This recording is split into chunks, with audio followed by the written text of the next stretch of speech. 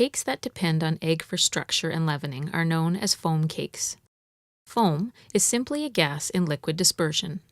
When the egg is beaten until highly aerated, stable foam is produced, resulting in a very light sponge cake.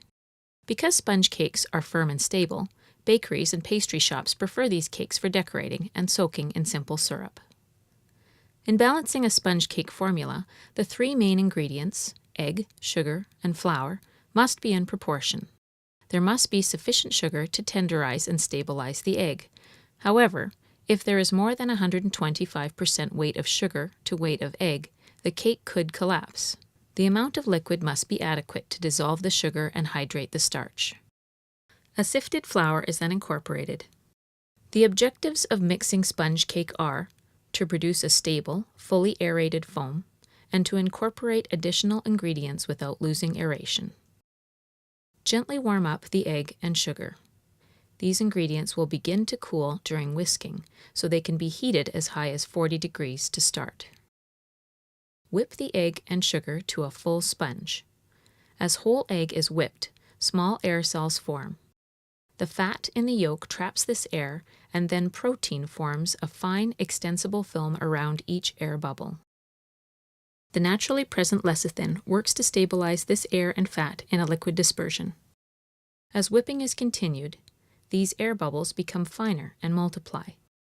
The sponge becomes less dense, the gravity of the batter decreases, and the color changes from gold to creamy white. A fully aerated sponge will leave an impression when the whisk is slowly withdrawn. This is known as the ribbon stage. Mixing by hand, very carefully add the sifted flour and baking powder. Vigorous handling or overmixing will damage the sponge, and aeration may be lost. Scale the batter, deposit, and bake immediately. A hot oven is necessary to prevent drying out. Sponge layers can be baked at 205 to 210 degrees Celsius or 400 to 410 degrees Fahrenheit. To test doneness, press the center of the cake to check for firmness.